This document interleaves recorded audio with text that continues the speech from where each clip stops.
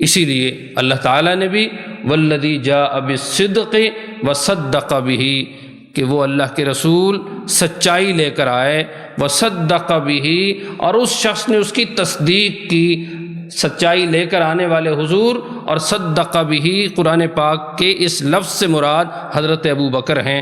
تو صدق صدیق، اللہ نے اپنے حبیب صلی اللہ علیہ وسلم کی تصدیق کرنے والے ابو بکر کو صدیق کہا، اور جبریل نے معراج کے سفر میں کہا قوم تو نہیں مانے گی لیکن ابو بکر یصدقک وہو الصدیق، ابو بکر تصدیق کرے گا۔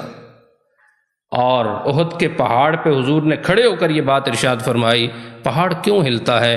تجھے پتہ نہیں ہے کہ تجھ پر ایک نبی، ایک صدیق کھڑا ہے اور 2 شہید کھڑے ہیں؟ تو ابو بکر کو صدیق یہ ان کا نام نہیں ہے، صدیق لقب ہے، اور اس لیے ہے کہ وہ حضور کے مصدق ہیں۔ اللہ نے بھی قرآن میں آپ کو صدیق کہا، جبریل نے بھی سفر معراج میں صدیق کہا، اور حضور نے بھی احد پہ کھڑے ہو کر صدیق کہا۔